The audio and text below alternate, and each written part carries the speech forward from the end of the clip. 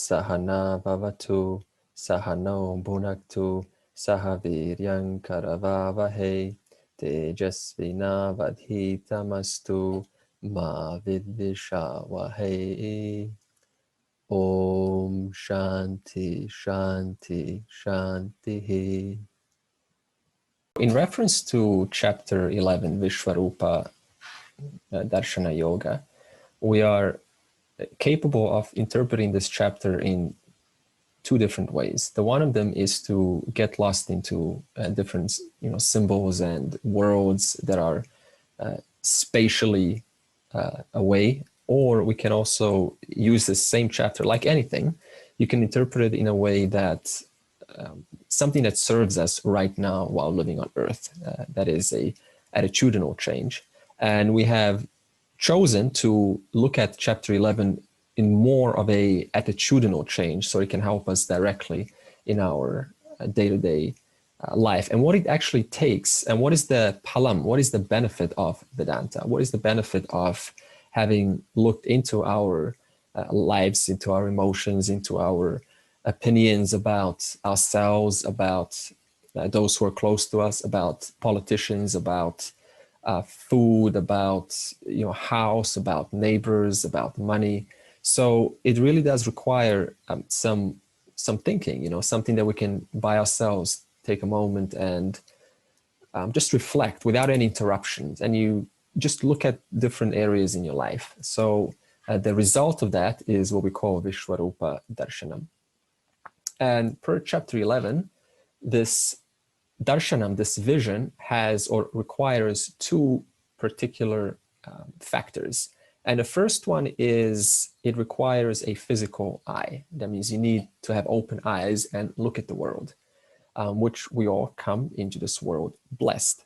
Yes, we understand that some do not come blessed with this, but it doesn't mean that they're not capable of learning. They can still use hearing to hear the knowledge.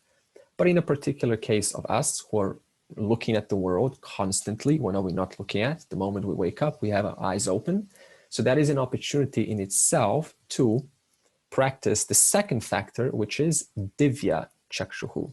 And this Divya Chakshuhu is just training the mind to recognize all that is here that we see is the total physical body of the Lord. That means we're never not looking at the total physical body of the Lord. Just like you look at your own body, you're never not looking at your body or experiencing your own body. That is in the same case, we're never not experiencing the total physical called Virat or Jagat or Vishwarupa Darshanam of the total whole, of the total Lord Ishvara.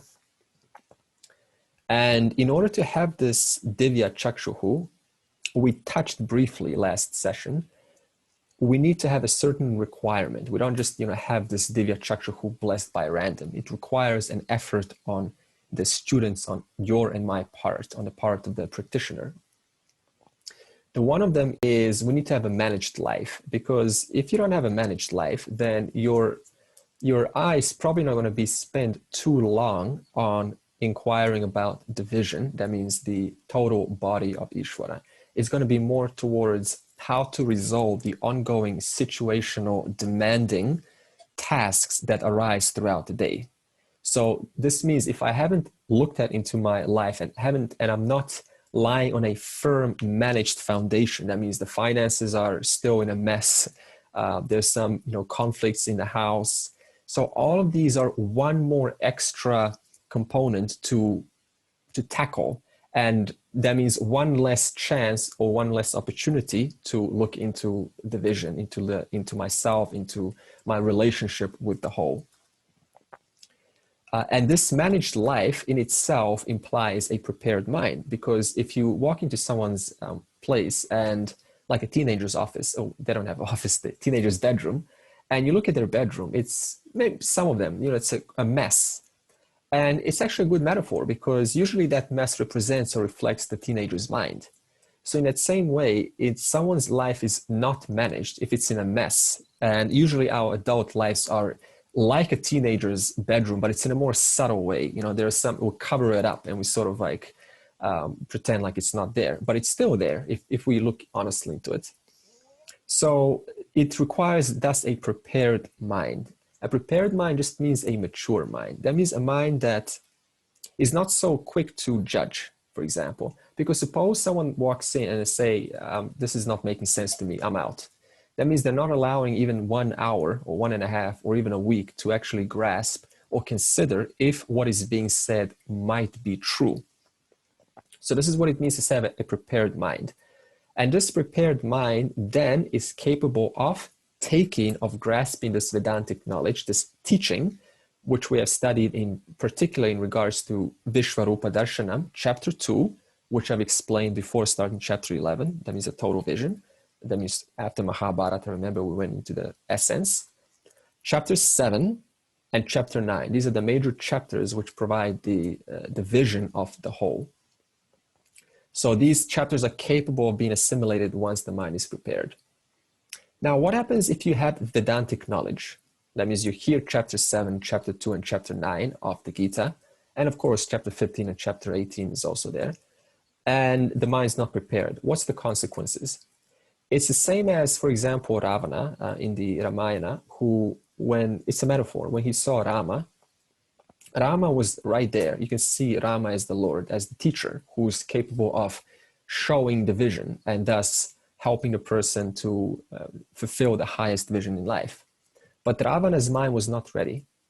So only to the non-readiness, he didn't see Ishvara Darshanam, even though his eyes were opened, but only to the absence of his Divya Chakshuhu, he could not see someone or the only one that could actually help him or giving what nothing else can compare to, which is self-knowledge. So in other words, Ravana right there and then on the battlefield missed the opportunity for the teaching. And that implies maybe another lifetime, but there's no guarantee you'll find a teacher in the next lifetime because life is not linear. There's so many zigzags that we have to get through. Now the question is, why hasn't Ravana recognized divinity in Rama? And when we say Ravana, Rama, you can just say that why does not a student or someone that's sincere in their seeking, why did they not recognize a teacher who is just there to provide the vision? The reason is, as we said, number one, they haven't questioned their own opinions about the world. So this means they come in with a habit to judge.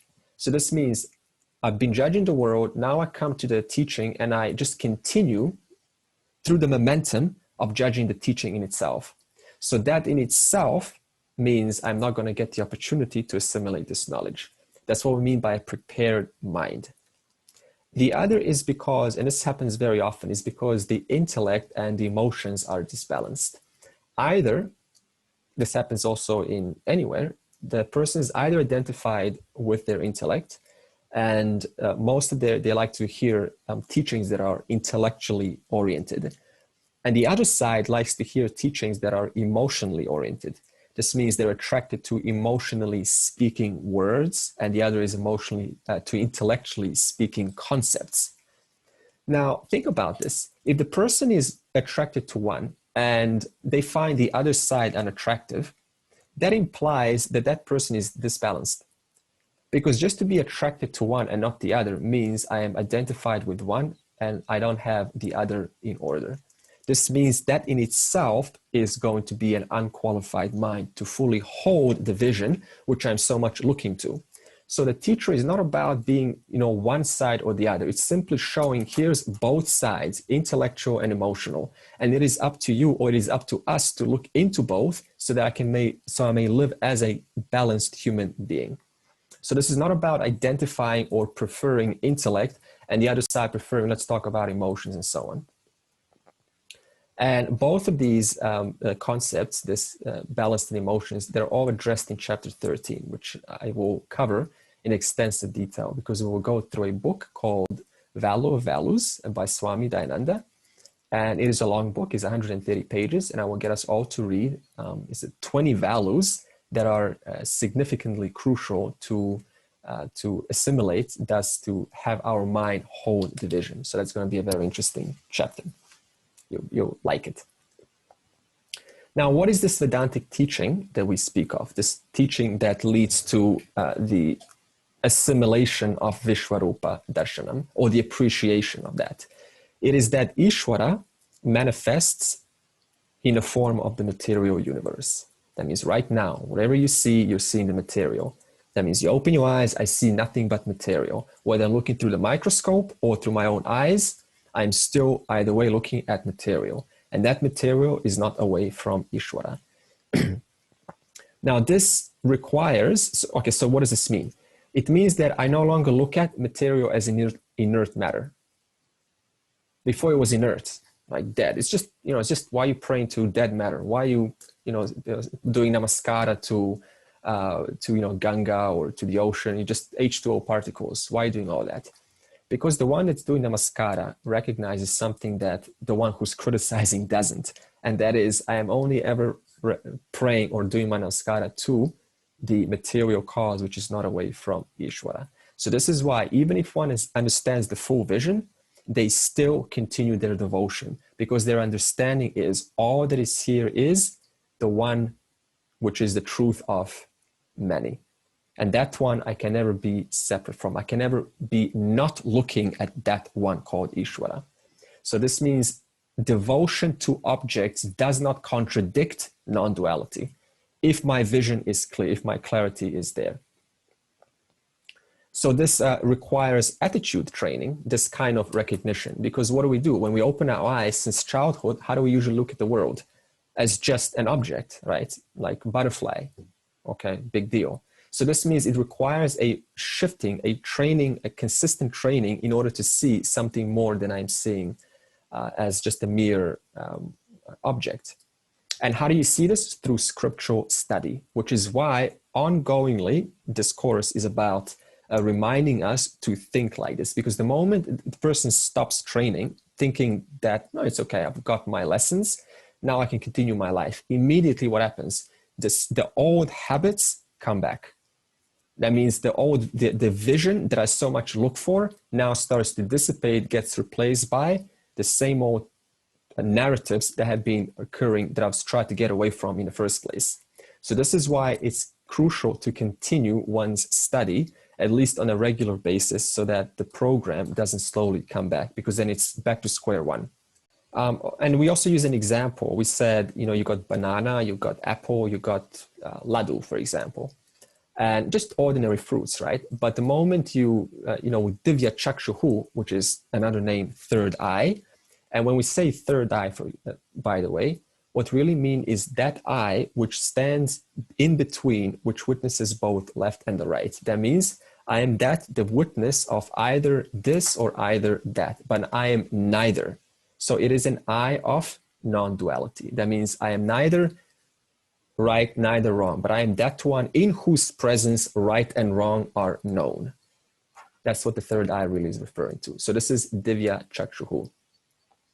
So with this, it becomes prasada, these fruits, because they are Ishvara's material cause.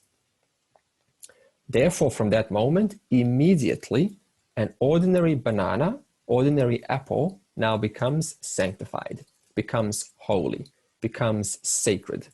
So this means I don't need to look in the future to see sacredness.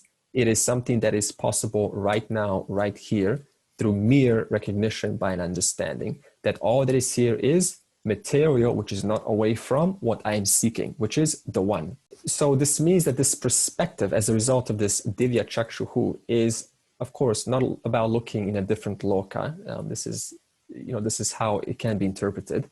But rather it is a manner or a mentality born out of scriptural understanding.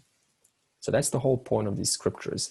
To reassign, to refocus, to reshift our distorted notions and align them with reality. And this Divya Chakshuhu has been blessed to Arjuna by Lord Krishna, who temporarily, so Arjuna thus is able to now see ordinary things and see them shine with vibrancy. Just like when you were a child, a small kid. Remember that time when you were young? You saw like an ordinary butterfly, and yet it was like the most gorgeous, it just made you so happy. Remember that? Or you just saw like a turtle or some insignificant item, and you were more happy then then your house right now, then your spouse, then the food, then the holidays. Put all of those things together as an adult, it doesn't even come close to just seeing an ordinary butterfly as a little child. So the question is, why? What happened between then and now? Who can answer this? Learnt habits of thinking that clouded over. Yeah. Yeah. Yeah, good. So Lloyd is saying that our habits have caused us to think, that means I do not see what is anymore. That means I overlay it with raga, dvesha, with likes and dislikes. Now, as a small child, are we intelligent? Are we that intelligent? No. Now, what do we say about buddhi ahamkara? Ahamkara is the I sense. They are never apart. That means the more I know, the more I categorize, the more I fragment things according to what I know. Therefore, the less I know as a child, the less fragmenting arises. Therefore, I see more of what is. But the more I know, the more I can put things, okay, the butterfly belongs here, the dog belongs here, this knowledge belongs here. In other words, owning to all of this knowledge, these notions that I have, they cause me to fragment the one reality into so many different realities that are not in line with the one that is already true right here, right now. If only we could just in one snap go back to that childhood mode, right? It would be awesome. But, you know, that's the way it is. We have things to overcome. It is a hard process. And because of this transformation that Arjuna is now enjoying, he's also having a strong emotional transformation. It's just like if you got this Divya Chakrahu right now, and then you see, wow, you know, I haven't felt like this in such a long time. I forgot this feeling of union, of no separation. It would be definitely something that will be emotionally touching for you, no doubt. So this is how Arjuna is now feeling. And he's expressing this wonderment in verse 15 to verse 22.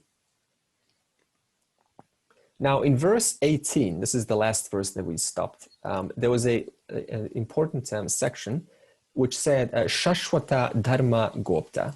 You and I were born into an already existing world. Now, did you have to create the world in order to be born into the world? No. So the world was already here. It was already supplied for us. And this world also already came with physical and moral orders that were already in operation. So this means I came into a world whereby not only physical orders, but also all of the moral orders, dharmic orders were already there. So this means I have nothing to do with either physical or moral orders. They already are true. I simply, as a relative person, find myself in those orders. These orders that I speak of, they're maintained by the beginningless one called Ishvara, not you and I. How is something permanent? Because these orders are now permanent. They're called sanatana. They're permanent orders. How do you maintain something that is permanent?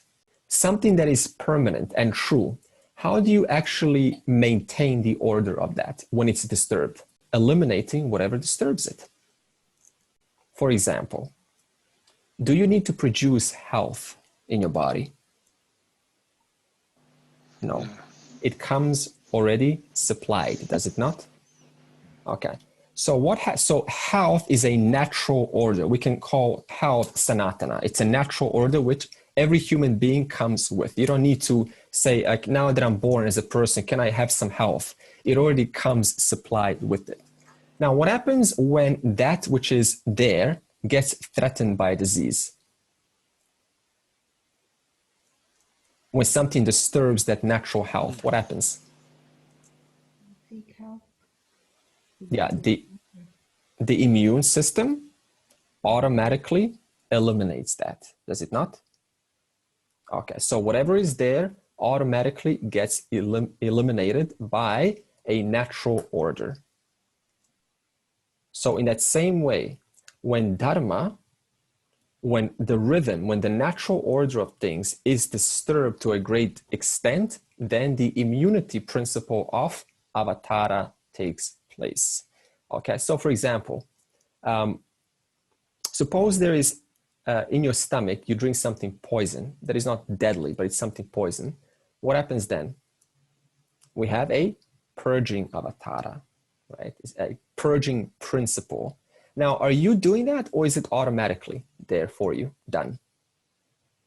So, something is disturbed, the health is disturbed. What happens? Automatically, there's an inbuilt system called purging. We can call purging avatara. What happens when there's a dust in your eye? We call that tear avatara. What happens when there is a cold? We call that sneezing avatara. In all cases, are you doing any of that? Are you saying, okay, now that there's a cold, let me, do some reprogramming and sneeze? It is done of its own accord. That means it is inbuilt. So in that same way, whenever the human, whenever this dharmic principle, this harmony, this grand order gets disturbed to a great extent by human beings, then automatically Bhagavan's sneezing avatara gets manifested and blows everyone away. It eliminates those who are disturbing the order. So this is what we mean by avatara. The reason I'm saying this is that because often we tend to think of these avatars as, everyone's an avatara.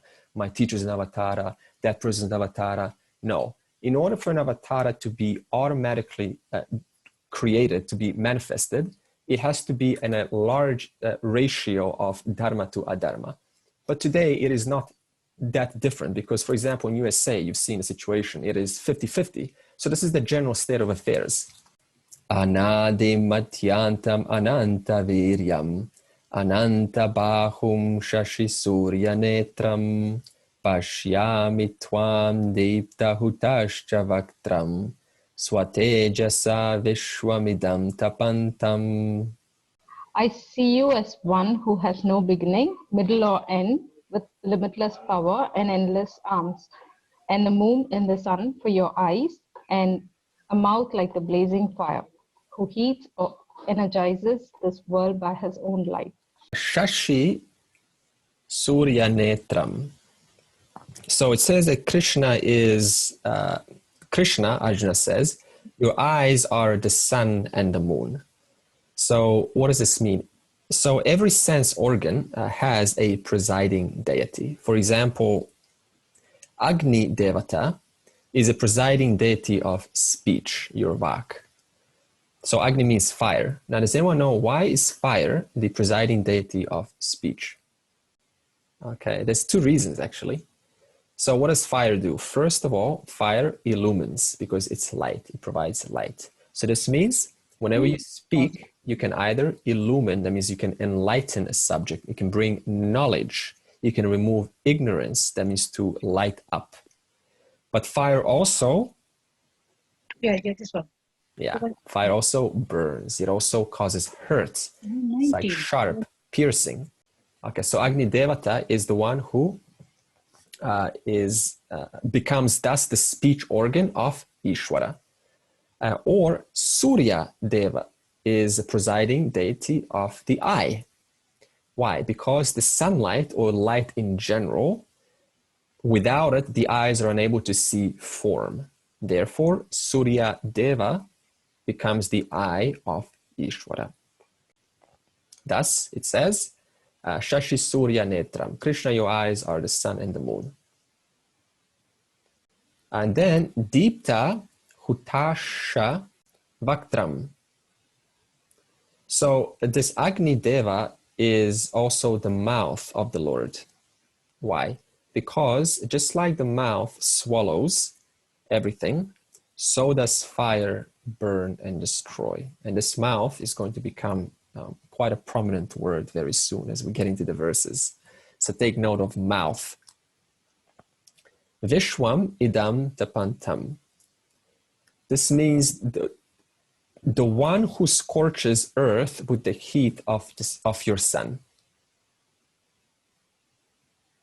So this means when you're bearing discomfort, humidity next time, where if it's hot or if it's humid, then you can remember, oh Lord, I am intimately experiencing your Vishwarupa right now in a form of humidity, in a form of heat. And what does this do? It makes it a lot more bearable. It's like serves as a shock absorber, something that is uncomfortable. Because you will notice that whenever we get uncomfortable or overwhelmed, we lose sight of the big picture. Not that knowing the big picture, all pain goes, but losing the big picture, the pain is much higher.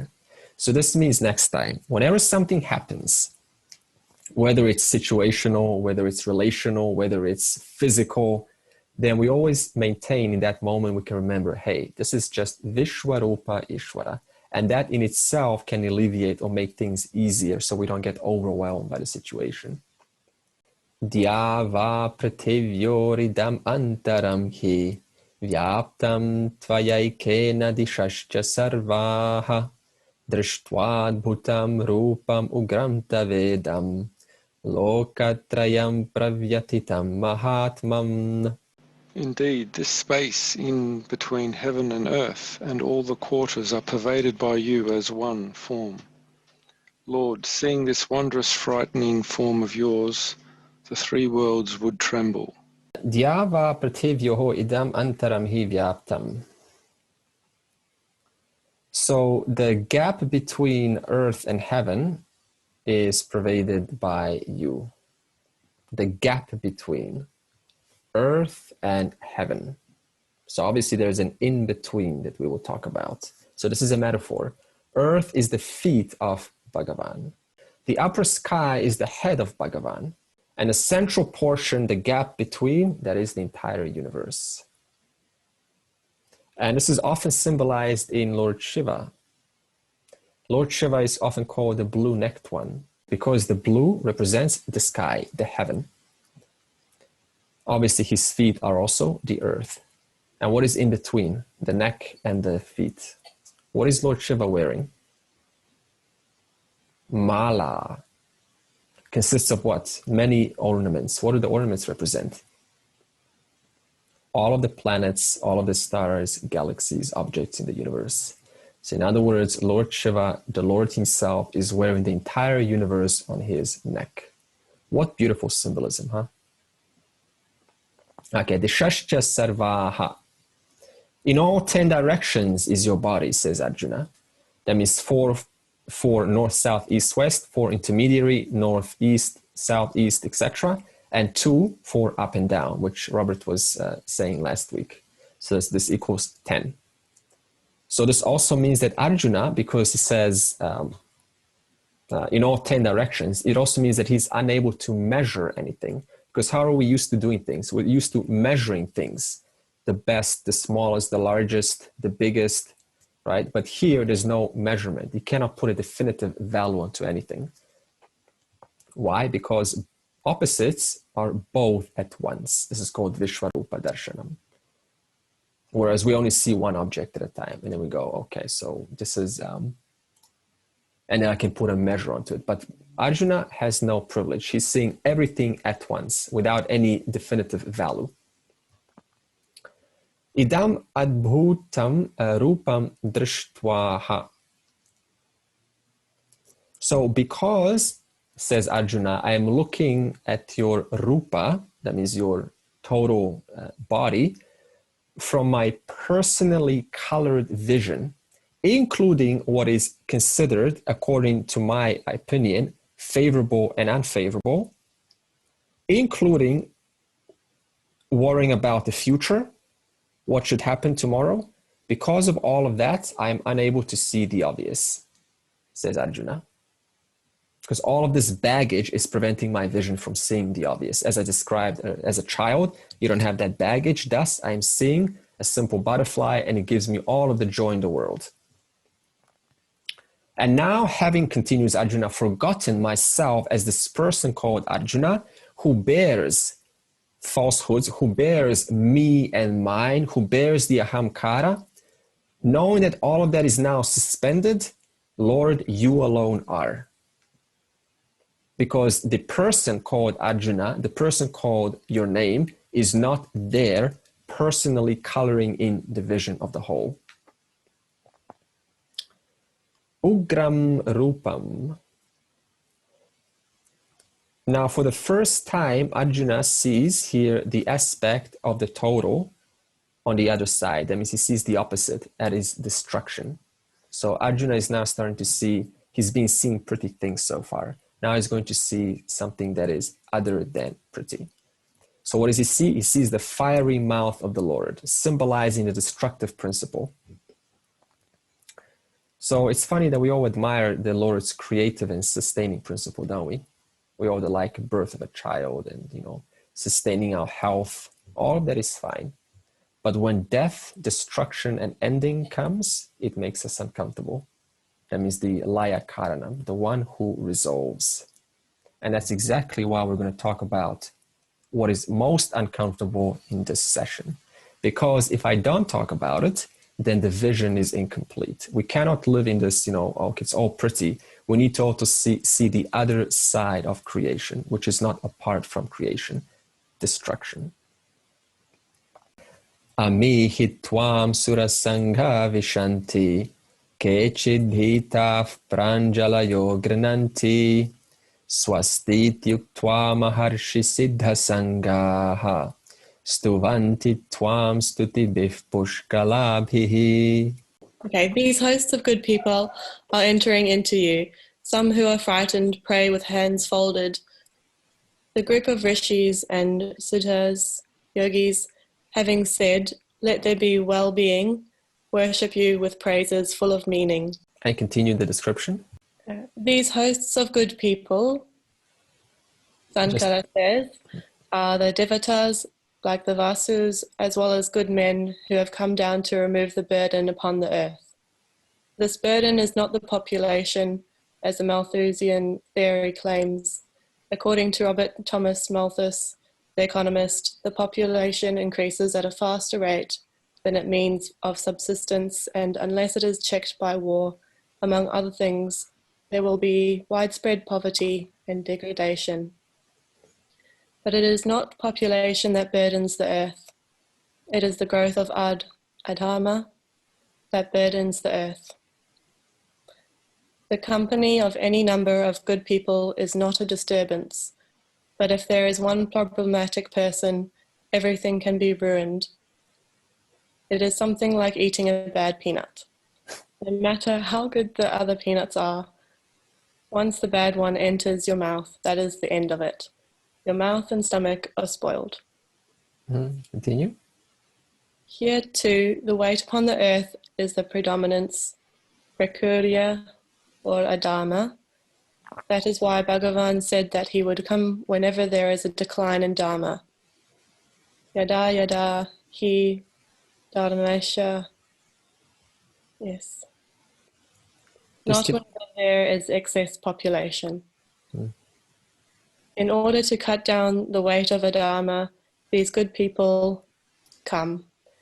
Even individually, adharma does weigh you down. Wherever you do a wrong thing, it pains your heart. That is the weight. When it becomes predominant upon the earth, these people who are born of the devas come here in the form of human beings. All of them are entering into you, Arjuna says. These various human beings, manshyas, who have come here from devalokas, are all entering into Bhagavan. What does it mean? It means I see them dying. Okay, that's enough. Thank you, Kelsey. Okay. So this verse generally brings out the attitude that we have towards the whole, depending on what we understand right now. For example, Sura Sangha Ami Vishanti. So all devas, that means throughout existence, who are informed, who are educated, appreciate Vishwarupa with a prayerful attitude. So this means there are different lokas in this universe, and we're not the only ones, by the way. We're just one little place. So there are jivas all over, and jivas called devatas, who are informed and educated. They have a prayerful attitude towards Vishwarupa. Why? Because they have knowledge that this is all a material cause resolving into Ishvara. And even though these devas understand, even though that means your Lord, your aspect of destruction is frightening, they are mature, these devas, enough that they can face it with equanimity, just like creation and sustenance. That means they don't have any particular preference for either. Whereas we prefer creation and we prefer sustenance. But when it comes to destruction, we put it away, which we will talk about now. And they also understand that or apprehend that this destruction is the grand order maintaining the harmony in the universe. So this means we need to have that which removes the old in order to give way for the new. So therefore, this is a dharmic destruction. It is not a adharmic destruction. That's why we appreciate destruction in the form of dharmic destruction. For example, a cell destroys what? A toxin in your body. That is called a dharmic destruction. If it doesn't, your body would die in 24 hours. Toxins get released constantly. If they didn't, again, the person would die. That's called dharmic destruction. Whereas a suicide, that is called an adharmic destruction. So these devas understand that destruction is not adharmic, but in the reference to the grand order, destruction is dharmic. Kechid dhitaha. Now, the opposite. Minds who are uneducated, that is, yet to remove the false notions of Ishvara's reality, that means they're in the process of removing, their relationship with God is one of fear and wrath. For example, if I don't do my puja for one day, then Bhagavan will punish me. In India, they call it, Bhagavan will cut your nose and put chili powder. You heard that, Meena? Or you will go to hell, right? The common statement. So it is fearful. And the irony is that fear supposedly, we're not saying now this is definite, but it supposedly is required to keep the person superficially dharmic long enough until the mind becomes discriminative. For example, did you notice how the government recently increases the fines if you violate the COVID rules? Especially here in Melbourne, right? Like it started out with $1,000, then $2,000, then $5,000. Why do they keep increasing the fee? Because it creates more fear. Thus, it sustains that, quote, superficial dharma long enough until the person is able to make a discrimination on their own. No, I shouldn't violate because I would then, produce an extra, put more load onto the society. So until the person recognizes that by their own discrimination, they need that governmental, that external push in the form of fear. I'm not clear on that destruction that you discussed. Okay, so sure. So my question is, and the point where I want clarity is, why do we fear destruction? Especially as a human being, I'm fearful of death. Yeah. And I have to see the things that, okay, one thing going away, it is giving the way for the new thing to being born, right? Yeah. I don't have that perspective in mind. Whenever I see deaths of near and dear ones, or maybe anybody, I feel fear. Why this fear is it inbuilt in us? In human beings? Yeah, sure. Now, I don't know if it's inbuilt or not, but one thing is for sure is that we don't get, our relationship is not correct in the first place. That means we don't get educated in a positive light regarding the principle of destruction and death. Because often as a child, you see a loss of someone or someone takes a toy away from you and you're so attached to it and it, produces this sorrow. So associate sorrow and pain to things being taken away from me. So this means taken away equals no more equals destruction, therefore that equals pain. So this means our relationship through the course of years, especially as a young child, and because we're not educated, because others also shun the subject of death, right? They don't want to talk about it.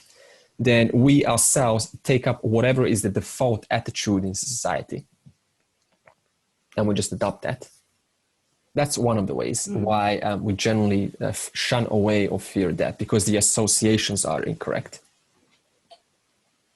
And even in this sloka, it says that when Arjuna saw the Virat Roop, he was not at ease. He had fear. In one point says because he was not able to being one with that particular Rupa, he did not see himself. It was other than him. Therefore, he felt fearful. That's also not clear. If you can find some. Yeah, well, that's exactly. Yeah, exactly. So this is, so Arjuna, we can now relate to him. So this is called a mind that is not completely mature. This means we look at 2/3 of creation. Creation, sustenance, but the last third is still missing. So this means we need to evaluate or reorient our relationship with the process of dying. And also the question of, why. Now, there's probably too many variables to know why. But what is important is that we always have the opportunity to reassign that relationship now in the present. And actually, the next few verses are going to speak about destruction a lot more. Just one last point, Yes.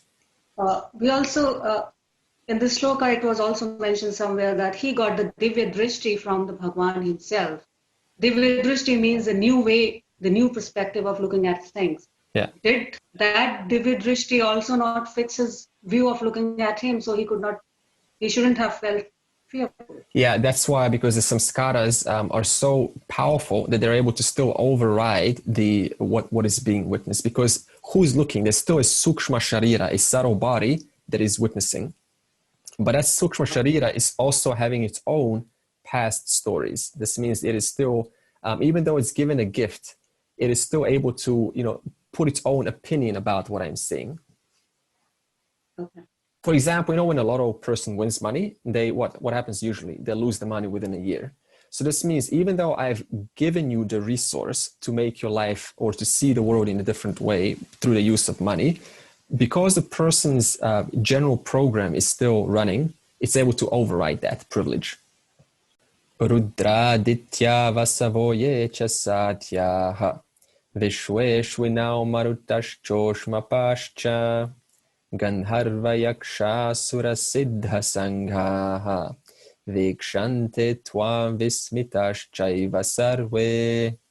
The Rudras, the Adityas, the Vasus, the Sadyas, the Vijayadevas, the Ashvins, the Maruds, the Ushmapas, and the host of Gandharvas, Yakshas, Asuras, and Siddhas are looking at you being struck with great wonder indeed. This Vishvarupa is not only accessible to Arjuna, but it's also accessible to whoever has worked hard for this Divya Chakshuhu through their own efforts.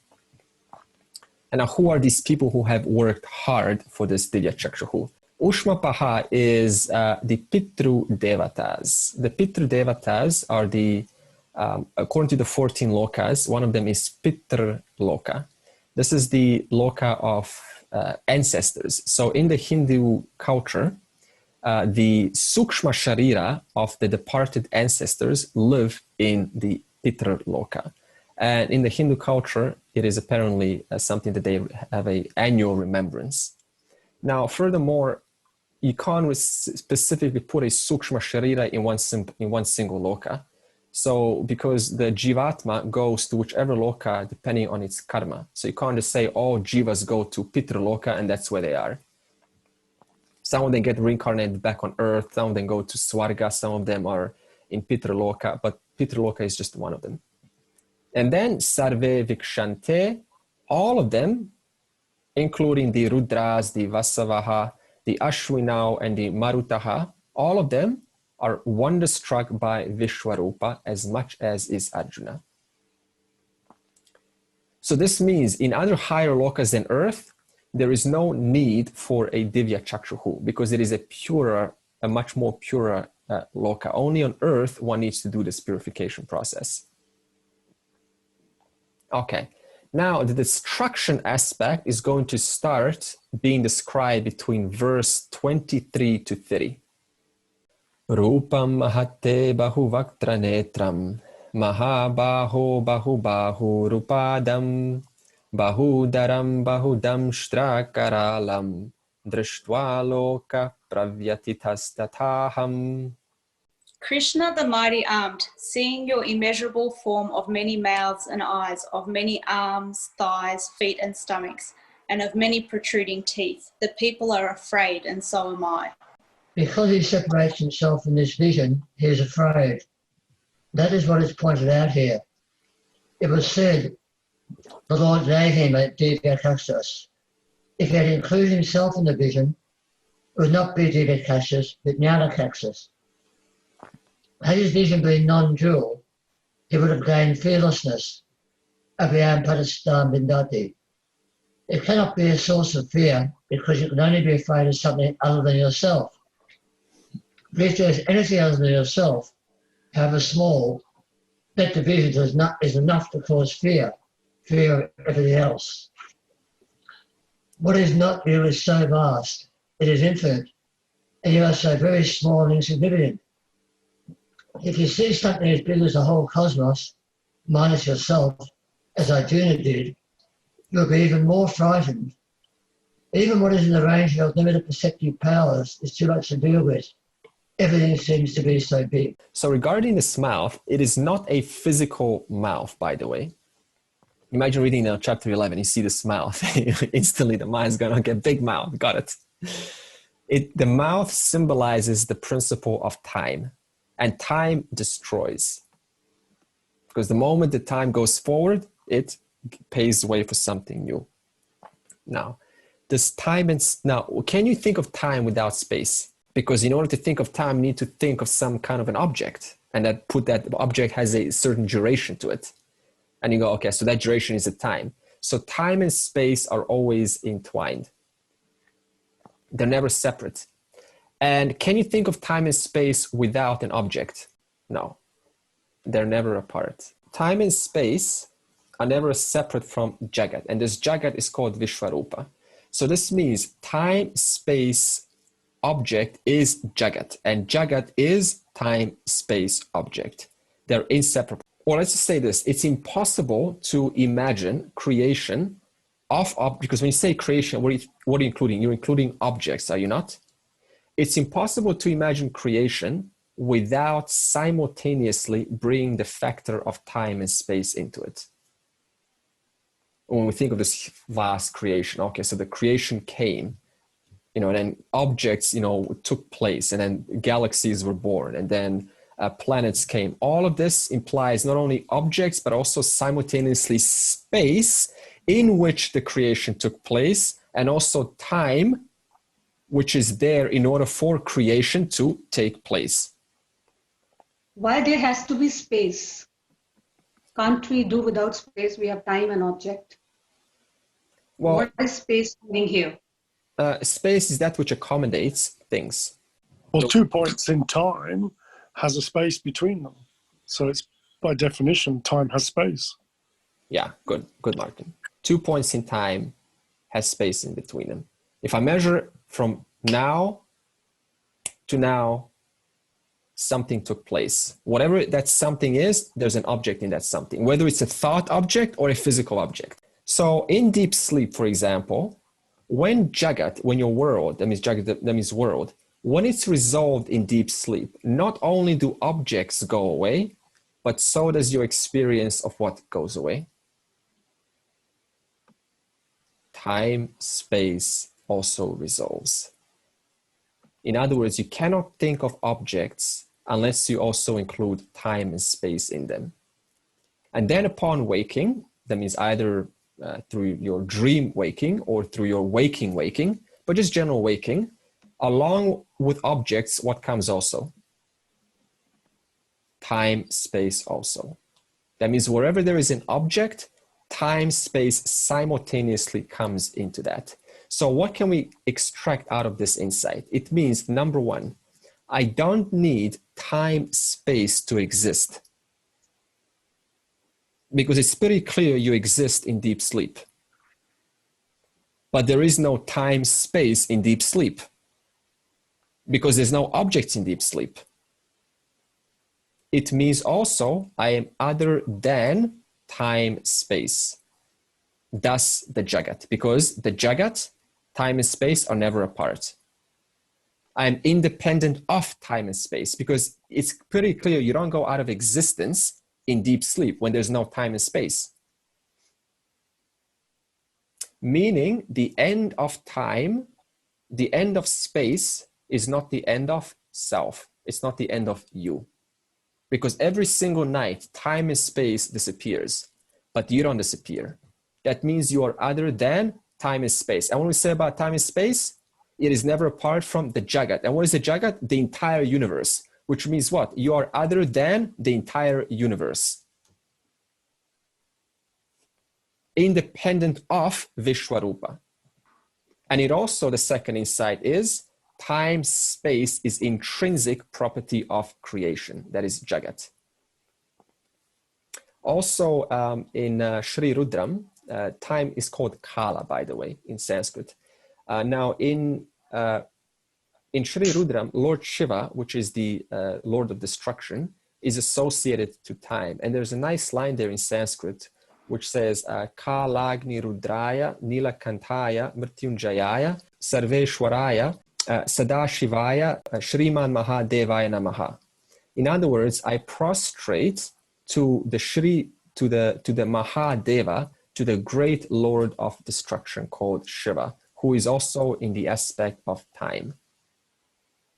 So this means that the destruction aspect, when I say destruction specifically, I'm talking about loss, talking about death, I'm talking about disease, I'm also talking about decay. When I say loss, loss of ignorance, that's also called destruction. So destruction is not only negative, it is also that which we all seek. Because when you're seeking knowledge, what are you actually seeking? You're seeking destruction of ignorance. So this destruction thus needs to be welcomed into our life as much as creation, as much as sustenance. Because if I only accept 2/3 of the total, that means I'm only 2/3 mature. Now, who here wants to be 2/3 mature? Any hands go up? I want to be 2/3 mature. No, we want to be fully mature, okay? So this means we need to embrace all three sides of creation. And thus Arjuna, because he's yet to embrace the last third, he soon gets frightened because he's yet to accept this Vishwarupa, that it has pairs of opposites. That means it has apparent duality. And this duality resolves into the one whole reality. But Arjuna, even though he heard about the previous chapters, he still has an integrated destruction. Therefore, the vision is not full. Now, if you look at anything, let's go into this further.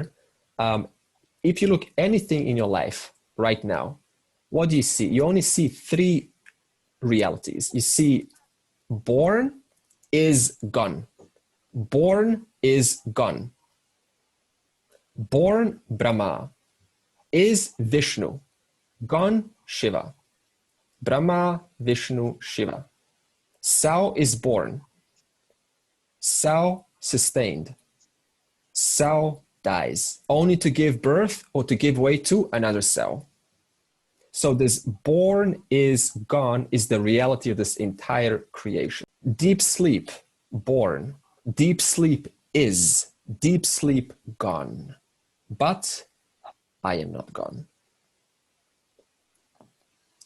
So what's the human challenge then? We welcome birth gladly. You know, let's welcome a new house. Let's welcome a new relationship. Let's welcome a new job or something. And then we want to sustain it forever. Is that our general experience? I welcome it and I want to sustain it forever. This in itself speaks immaturity, because I'm denying the third aspect. Whatever was born, whatever I got, and whatever is being sustained is going to end sooner or later. So the mere fact that I'm trying to hold on to something in itself reveals my immaturity that is yet to be corrected. For example, anti-aging.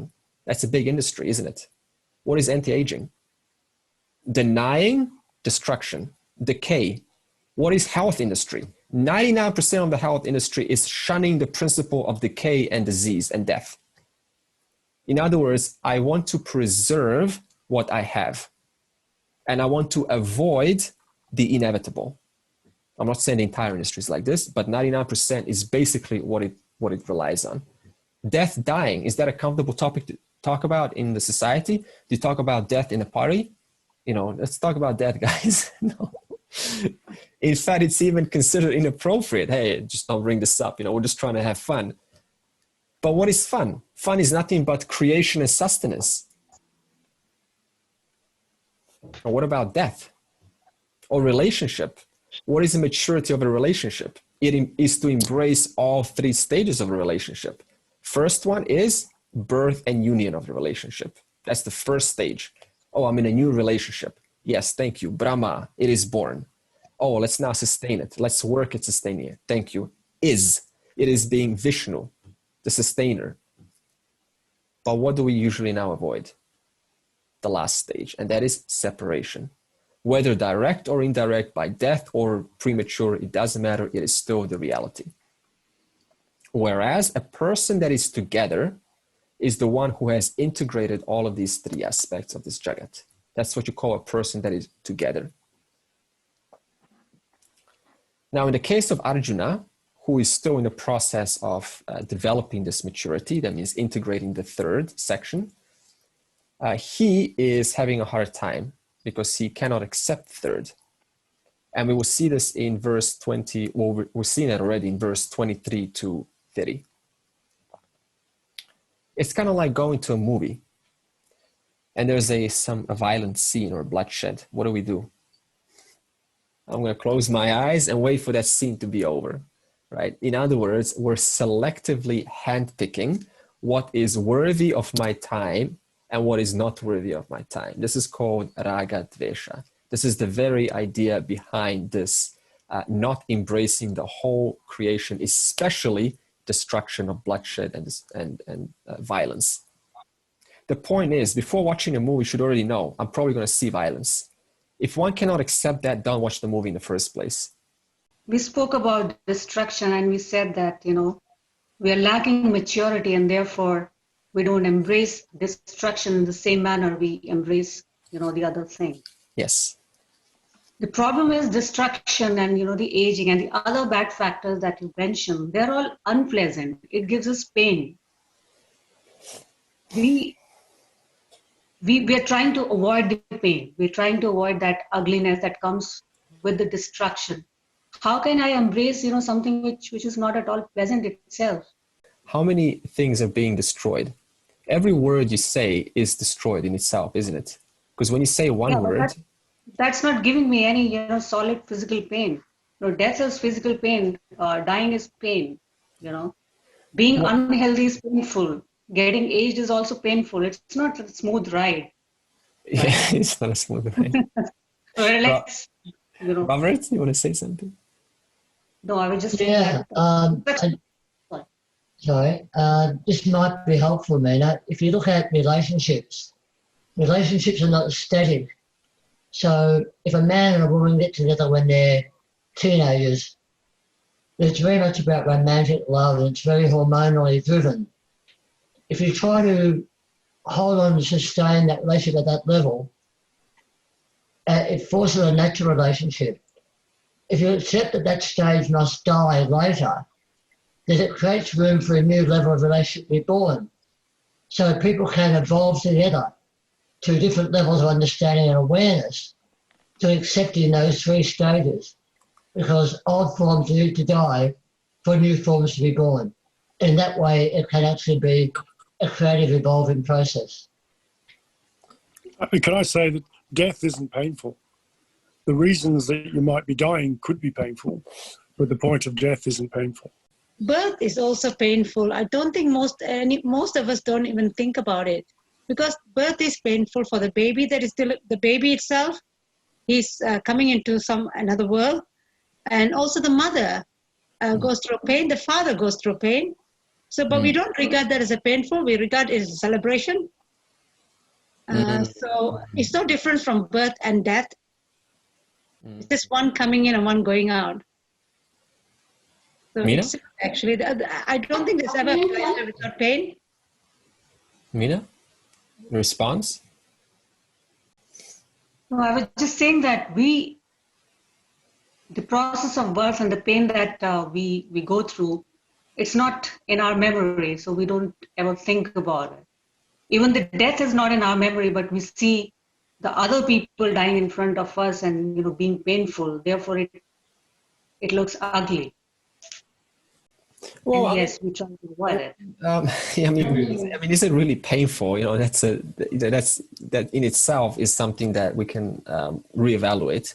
And even if you read all of the stories, which I've read personally, Mina, near-death experiences, and those patients who are in hospitals, it is the same story. Death is like, it's just like the most gentle thing. It's just like gliding, sliding into death gently. You ask the nurses, and I've specifically looked into this because it's going to come up sooner or later. All of the nurses will tell you the same. Death and pain, that is not true. It's simply not true. Realistically, every patient who dies reports it's just the most natural sliding. It's not even like going to sleep. It's just so normal. No pain whatsoever. I'm glad to hear that. Mina, okay. there's a nice book, Mina, Body Keeps the Score. It's a very good book to read, and it tells you about what Andre just said. Yeah. Okay. Yeah, I'm personally very interested in death experience, and I've read so many about it because obviously you want to know about this, right? What is death like? So we don't just talk about it, but I tell you, it's always the same thing. It's and even those who come from near-death experiences, they say, I thought it was painful, but now having come back, I am not afraid of death at all. In fact, I remember one person saying, whoever thinks that death is painful is clearly wrong. I remember him saying this, and he died 9 times. He had a heart attack 9 times. So he's like an expert on death. But that could be the same thing said about being born, because if you're going to say that being born is when consciousness awakens, if that is the point of being born, then that's not painful. But the experiences of the world of after your consciousness and your experiences are starting to happen, things happen in the world which can create the pain. You're just the awareness. It's in the awareness then. So Yeah. what are you talking about being born? You're talking about the body being born, or the awareness being the self. You know? Yeah, good, Martin. And also that just brings me another point. You see, the death process is actually, it's not like that. It's gradual. Because Bhagavan, it's Bhagavan's order in itself. Bhagavan wouldn't create a painful death in the first place. What kind of a creator is that? What happens at death is your prana slowly starts to recede. Your mind, all your senses start to recede themselves. So that means you lose a sense of pain. And now I know they say, they give patients the pills because they're experiencing a lot of pain in their cancer and all of that. There is another option for the individual. They can take that medication. However, generally, because you don't know how you're going to die, right? Generally, it is not painful at all because everything slowly recedes into an unconscious state. I think, Andre, what Meena is saying is actually, she's talking about the people who are seeing the death. It's very painful, and that brings a fear in us. When we watch death with our close ones, then we become fearful and think death is such a painful thing. Yeah.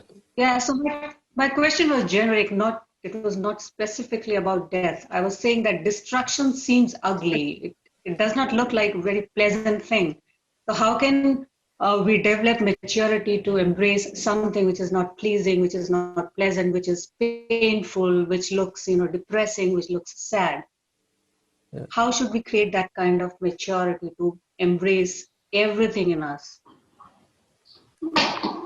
Yeah. Chapter 8, I've talked about death extensively. Chapter 8 is all about dying. I don't want to die right now. Chapter 8 is awesome, yeah. If you've got a really big stomach ache, and that stomach ache ends, then you've got no pain anymore. Yeah, you're relieved, right? Then you're relieved. So the stomach ache has died, is gone. Good, Martin. So this is about an attitude change. That means death is not only, it's that which releases us from an undesirable event or a circumstance or something that we don't want on us. I want the death of a mosquito bite. Nabhak sprasham deepta maneka varnam vyatananam deepta vishalanetram drishtva hitvam pravyatitantaratma. Indeed, seeing you, your form, as one touching the heavens, effulgent, of numerous forms, open-mouthed and with large brilliant eyes, O Lord Vishnu, I, whose mind is deeply disturbed, do not find courage or composure. I could just keep reading, just a small section. No worries. Arjuna saw Krishna everywhere. So now he addresses him as Vishnu, the one who is all-pervasive, an appropriate word. Here he is literally being seen as Vishnu. Arjuna sees Krishna here as one who touches the heavens, nabha sparsha. It means he sees no end to his form. Everything is pervaded by him. Deeptam anekavarnam. You are effulgent, O Lord, with millions of stars, planets, manifold colors, because they all abide in you. Drishtva hi tvam pravyatita antara atma. Seeing this mouth of protruding canines, this is what Arjuna is now seeing, my innermost heart is frightened. It is disturbed, tormented. For this reason, Shamam Chavishno, I lost my peace of mind. I am restless. So now the reality is starting to dawn upon Arjuna. For example, in old age, what happens with our immunity? It is weakened. Every disease in old age is stronger, isn't it? It's not like I have the right to talk about this because I'm much younger than. Therefore, every disease comes. Loneliness comes in old age. Because who wants to be around a sick person? People go away in old age. It's easy to speak health when we're young, isn't it? But you ask anyone in their 60s, 50s, 70s, it's a different story. Easy to get, talk about this health and be strong and be vibrant. But that same person, when they're in their 60s and 70s, the reality dawns upon them. They see no matter what they try, how many pills, the immune system simply doesn't hold up. This is the reality that we have to face. And this is the reality that is now striking Arjuna. Because before it was all roses, right? Oh, young, just drink some protein powder and go to a restaurant and, do your health exercises. But that's only for a short amount of time in the young age. Damshtra karalani chate mukhani drishtwaiva kalana lasannibhani desho na jane na labhecha sharma prasida devesha jagannivasa. Indeed, seeing your mouths, which have protruding canines and are equivalent to the fire of disillusion, I do not know the directions and I have no peace. Be pleased, Lord of all gods, Lord in whom the world exists. Okay, again, Arjuna here is saying only mouth. Te mukhani. That means your mouth with protruding teeth. The mouth that symbolizes, by the way, pain caused to individuals. Because what are long teeth? Once they hook you, pain. This makes me uncomfortable, O Lord. Kala anala sannibhani. And this mouth that I speak of, it is like the fire of disillusion. Now, what is this fire of disillusion? When new Brahmaji day comes, then there's a 5-element process that happens that creates this universe. And this 5 elements manifests in a seeming order. That is, first space comes, then air, then fire, then water, then earth. It's not like they come in an order, that's why I say seeming. But if you were to put it in order, it would come in this way. Now, at the time of pralayam, that means Brahmaji night, that means when everything resolves, as the scientists would say, when the entire universe goes into a singularity, then this order is reversed of this 5-elemental creation. That means the earth, that means the physical matter of the universe resolves into water. Water resolves into fire. And this process is called the fire of disillusion. That means this process is that into which the 14 lokas are absorbed. Hence, your mouth is like this, the fire of disillusion. It just absorbs everything that comes into it. Furthermore, dishaha na jane. Your mouth is pervading all over. I lost my sense of direction. Because direction is only valid from the standpoint of what? The sun. In reference to the sun, I go, north, south, east, west. Easy. Take away the sun. Useless. No directions. So the mouth is protruding everywhere. There's no particular point. There's no reference point which I can judge where am I. Here, there, left, right, up, down. Again, na labhe cha sharma. I have no peace for this reason, because I'm seeing so much swallowing in your mouth. In other words, the firmness of jnanam, of self-knowledge, is required to embrace all aspects of life. The firmer my knowledge, the more I can embrace destruction as equal to creation and sustenance. So Arjuna's jnanam is not firm.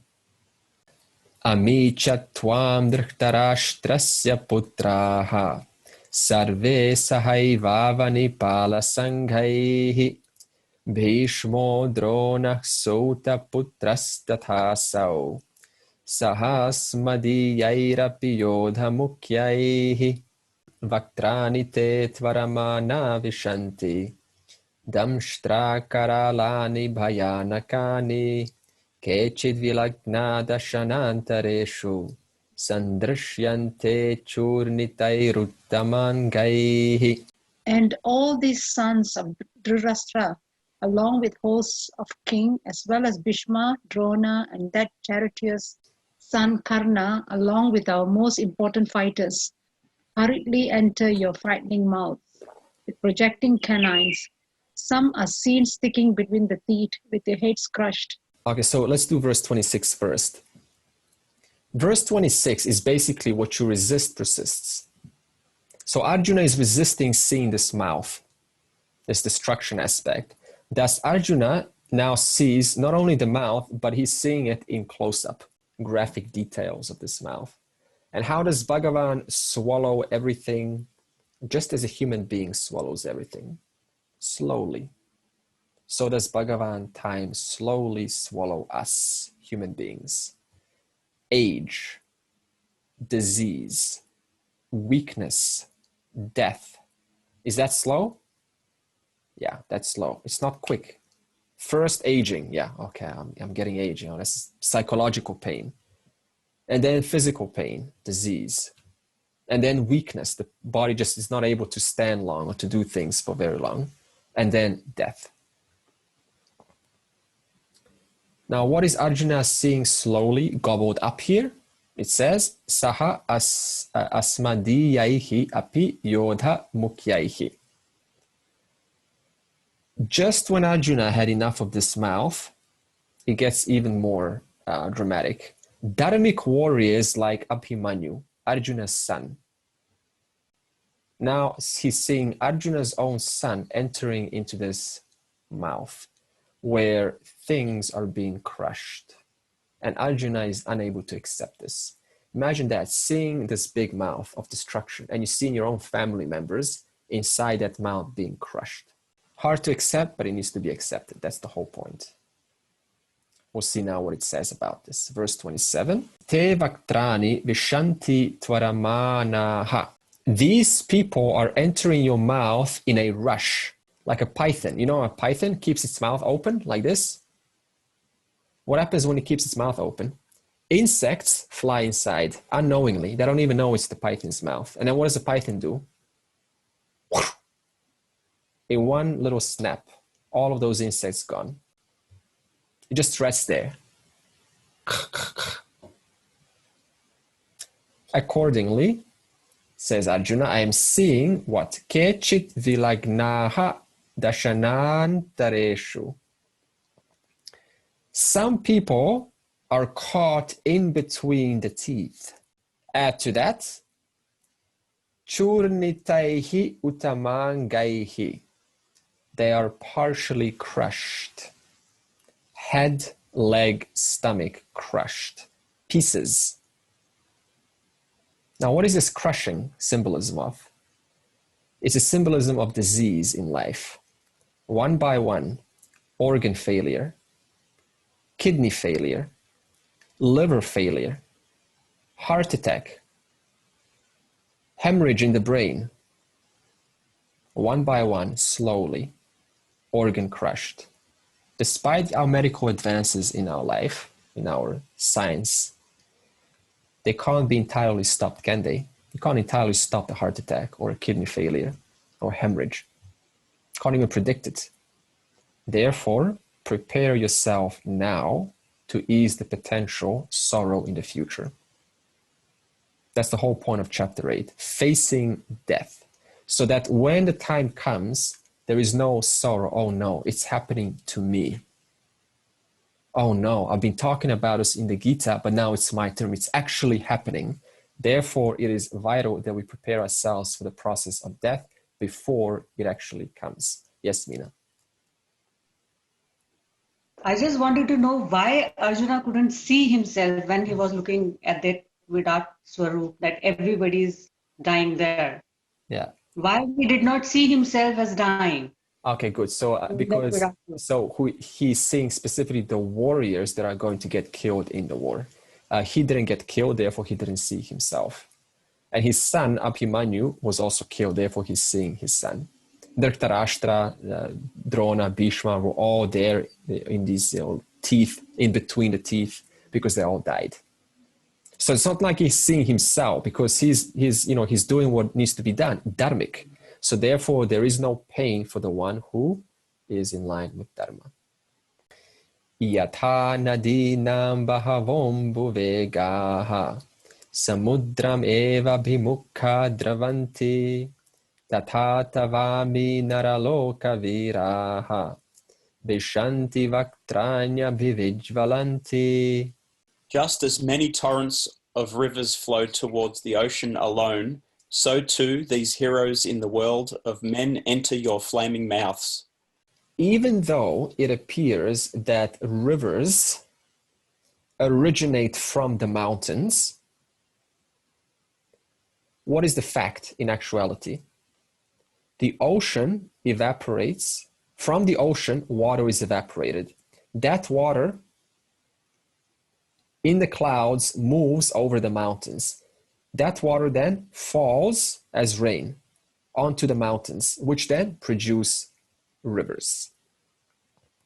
And all of those rivers eventually find themselves where? Back into the same ocean. Equally to this process, which all come from the one ocean, every jiva, including you and I, is like a river traveling to Atma Jnanam, self-knowledge. Another name is Brahma Vidya, by the means of Acharya and by the means of Pramana. That means a guru and a means of knowledge. And this leads to the highest fulfillment of human life. And any delay or sidetracking along this path is only due to the jiva's own distraction. That means moment-to-moment decisions. It's kind of like going to, from place A to B, and then you do too many stops, and then you get caught up. You find a friend, you find some party there, and then just take a long time to get to your original destination. And that's only because of why? The moment-to-moment decisions that we are making every single day, including today. So every opportunity, every morning that you wake up, that is literally a new opportunity to say, I choose not to follow my old habits that I've done yesterday. Therefore, today is where the power lies. Never mind tomorrow. Every moment you wake up, there is a new opportunity to make a difference in your life. To move closer to the recognition and the permanently holding the big vision. In that same way, tatha tava ami naraloka viraha. All people, he's talking about the people on the Kurukshetra, who take refuge in their house, in their spouse, in arrow or bulletproof vests, in guns, in weapons, in the position in society, in being someone known, someone popular. They're all entering your mouth anyway. All of that struggle to be someone in the society, they're all entering your mouth anyway, Lord. Yatha pradiptam jvalanam patangaha vishanti nashaya samrdhavegaha tathaiva nashaya vishanti lokaha tavapi vaktrani samrdhavegaha. Just as enter glowing fire at full speed for their destruction, so too indeed people also enter your mouth with great speed for their destruction. So this verse gives an example how living beings are rushing towards the Lord's mouth. So if you take a small insect, they're attracted to a flame in an oil lamp. You've seen this yourself, I'm sure. And what happens to these insects? They rush towards to the flame to their own destruction, helplessly attracted by the brightness of the flame. And some insects are burned quickly. They just vaporize. Some insects get stuck in the oil and they die slowly. I guess it depends on the insect karma, doesn't it? Same thing with these people. Some slowly enter the Lord's mouth and they get crushed like that. And some fast. Le lihyase gasamana samantat lokan samagran vadanair jvaladbhi tejo bhira purya jagat samagram bhasastava graf pratapanti vishnu. Completely swallowing all the people with your effulgent flaming mouths, you lick again and again, filling up the entire world with brilliance. Your fierce flames burn, O Lord Vishnu. Okay, so it seems that swallowing all people, Bhagavan has no sympathy. Okay, why does it seem like it? It seems because the person who thinks this, that Bhagavan has no sympathy, hasn't accepted death as much as birth. It's simple as that. That means they have a different idea about birth and a different idea about death. And there is a discord between the two. But in reality, there's no higher or lower ranking between them. For example, we celebrate birth, but then we mourn death. And because we do this, we suffer when death comes, either to close family member or to we lose something that belongs to us. Now, why don't we talk about death? This is Mina's original, what she brought up. The reason is because our relationship with it is loaded with false notions, number one. Have your parents ever presented death in a positive light to you? Very rare, very rare. Why? Because no one presented death in a positive light to them. Also in the USA, I read this recently, the nurses, because now they're being inundated with so many COVID cases, they said that the patients who are dying, literally on their deathbed, dying of COVID, they said the nurses were surprised. They're saying, the patients are saying, I cannot believe this is happening to me. The most common thing they hear. And they also report there is anger and disbelief. Imagine that you had all your life to prepare for the most important moment, and all I can do in the last stage is, I cannot believe this is actually happening to me right now. Why me? Why me, Lord? I am angry. That is not the kind of attitude one wants to carry in that precious moment. That's why we say it is critical to get comfortable with the dying process before actually dying. Therefore, chapter 8, which we have done. Why? Because addressing death in itself matures you towards your life. Those who have had their mom or dad and they see the death of their parents, there's a certain maturity about them. that those who haven't seen that don't have simply. You can feel it about them. There's a humility. And it also prepares you for the inevitable, because that is the reality of life. Everybody here will die. So this means that we need to spend some time looking into the dying process when it finally hits. That means don't wait when it finally hits. Prepare yourself so that when it does come and it becomes obvious, you can say, I'm so glad I went through chapter 8 and I spoke about it in a comfortable place. And now it is not as much of a big deal as it otherwise could have been if I didn't attend to this dying process. And this lack of Bhagavan's sympathy is shown in this one word, lelihyase. That means Arjuna says, you're relishing in all of this, Bhagavan. You're licking your own lips with all these people being crushed, and you're just licking your own lips. And along with that, in the entire second line, Arjuna then says, you pervade with your fierce heat of radiation, scorching, tormenting all people. Now, what's the symbolism of this? Kala, remember, mouth represents Kala, time, is affecting you right now. Because every moment, your body is getting older. In the last 1.5 hours, all of us are 1.5 hours older. That means we're 1.5 hours closer to funeral. Therefore, we are all being cooked, radiated by time. How many years of cooking? Well, some dishes take a long time to cook, don't they? That means they live a long time. And this makes Arjuna question the nature of God, because God is supposed to be all compassionate, all beautiful, what we usually hear. But now Arjuna is witnessing otherwise. However, Arjuna has also now seen that he actually won the war, because the people who are entering Bhagavan's mouth are those who are against Dharma. And so Bhagavan has alleviated anxiety of Arjuna, which is preventing him from engaging in the war in the first place. So that's the good news. Now let's close with verse 31, where this conclusion will come to its final.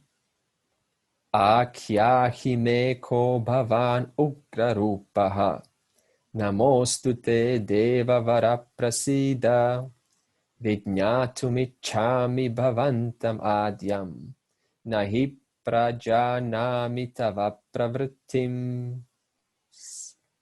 Salutations to you, O Lord, the exalted among all gods.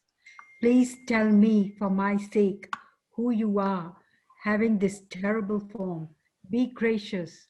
I wish to know you, the cause, because I do not understand all your actions. Okay. Kaha bhavan ugrarupaha.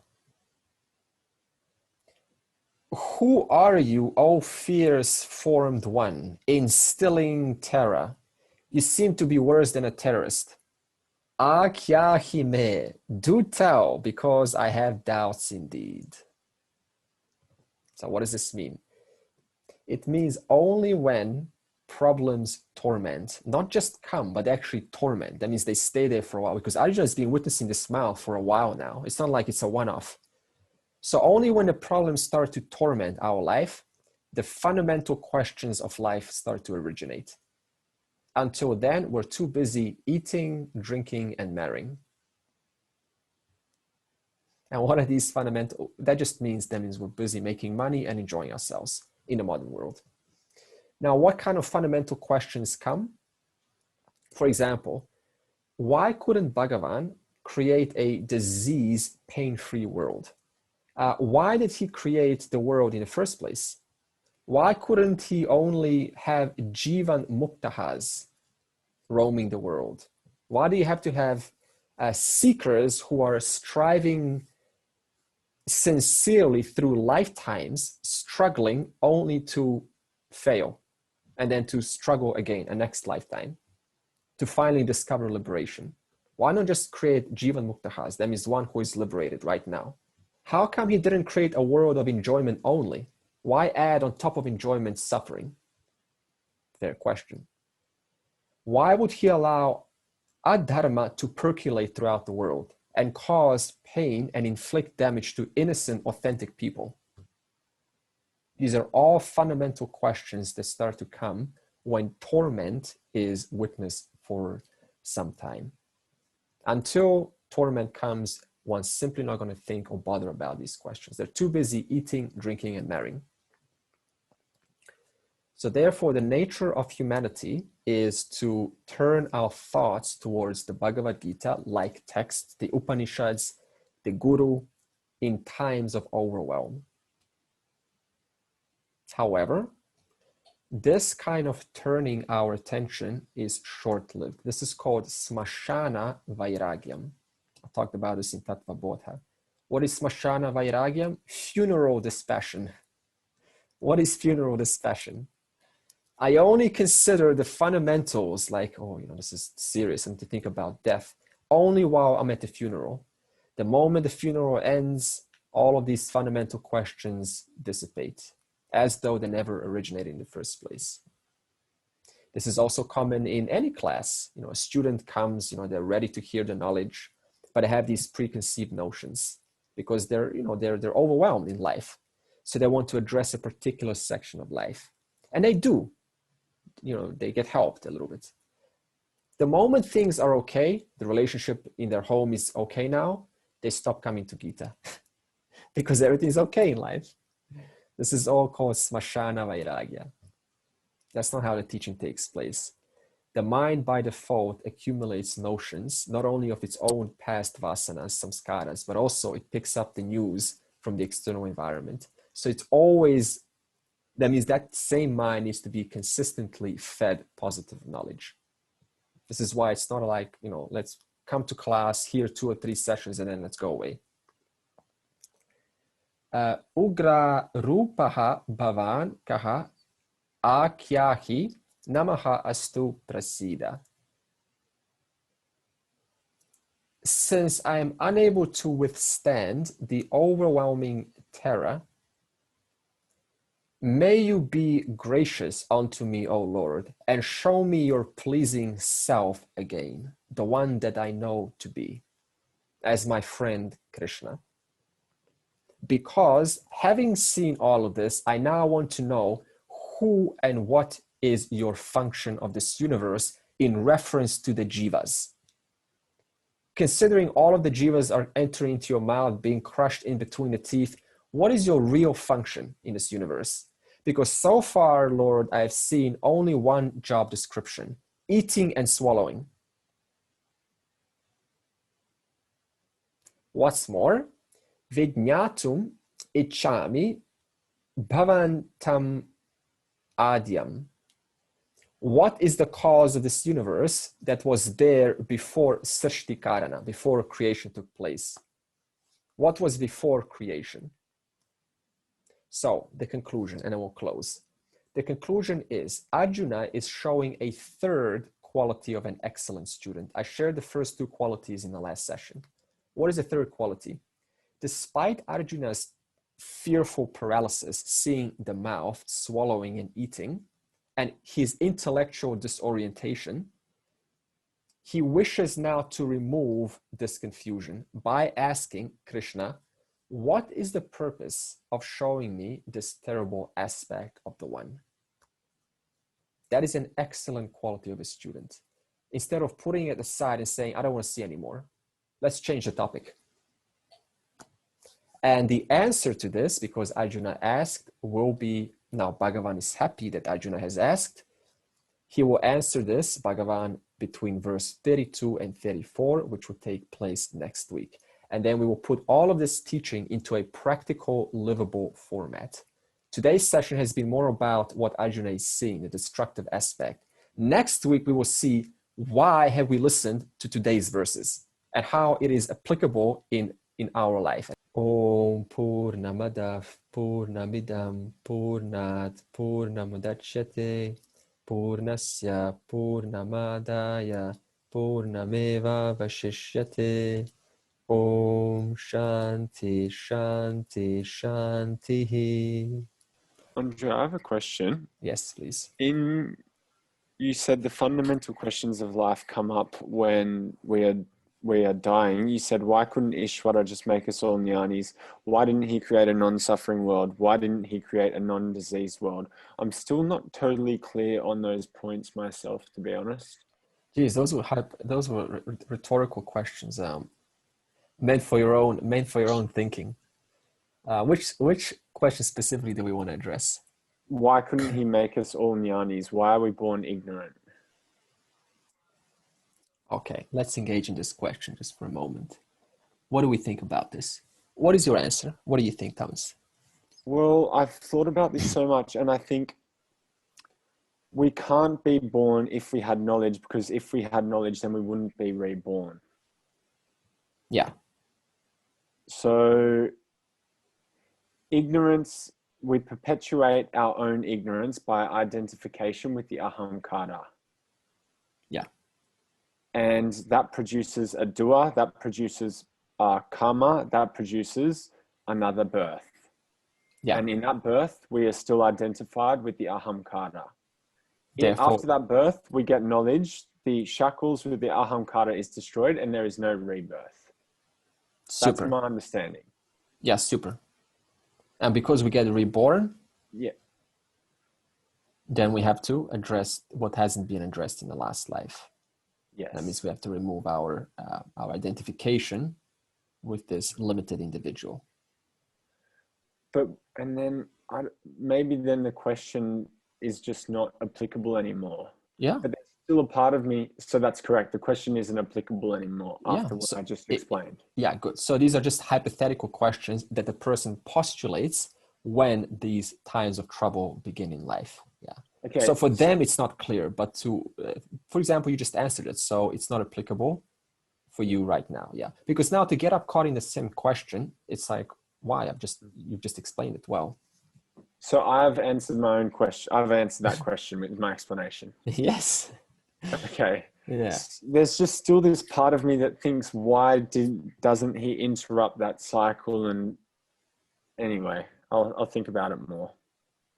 Yeah. Any other answers? It's a great question. Just on that point, what Thomas is saying, I also feel like we have a body now. We are in this present state. If we keep occupying ourselves with the thought of also the body dying, it becomes a very morbid phase of life. I think the more positive aspects of living is better than actually, we know death is inevitable, but to think about the body dying and accepting death all the time, we are forgetting how to live. Good. And this is why we are here as body and mind, and to experience that bit of living in life and realizing what is significant, before we pay too much attention to death, when we know death is going to happen.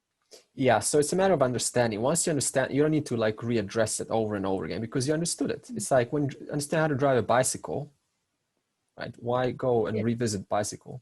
Yeah. Or ride a bicycle. All right.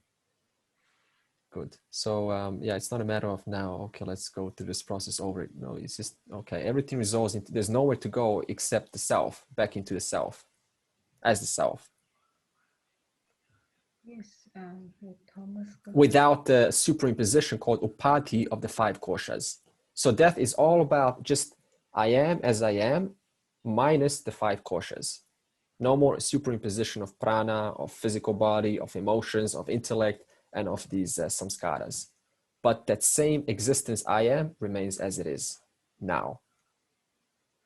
So nothing really changes, just the minusing of superimposition. That's death.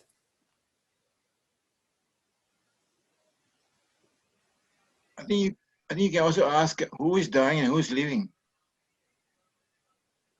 Yeah. Nobody's dying and nobody's living. Yeah, good. Yeah, exactly. So again, it's the 5 koshas, So whenever we talk about dying and living, it's just all related to the 5 koshas. Because the appliance can die all at once, right? The machine can stop, the computer hard drive can die, but the electricity still remains electricity. So in the same way, I am, consciousness, remains completely intact. Yeah, so this means through this understanding, death is not so scary anymore. because you're just losing what is not mine in the first place, the 5 koshas, the 3 bodies, physical, the subtle, and the causal body. So it's actually to celebrate. That is a celebration moment. Some cultures, they celebrate. It's like to look forward to. It's like, I'm letting go of what is not mine.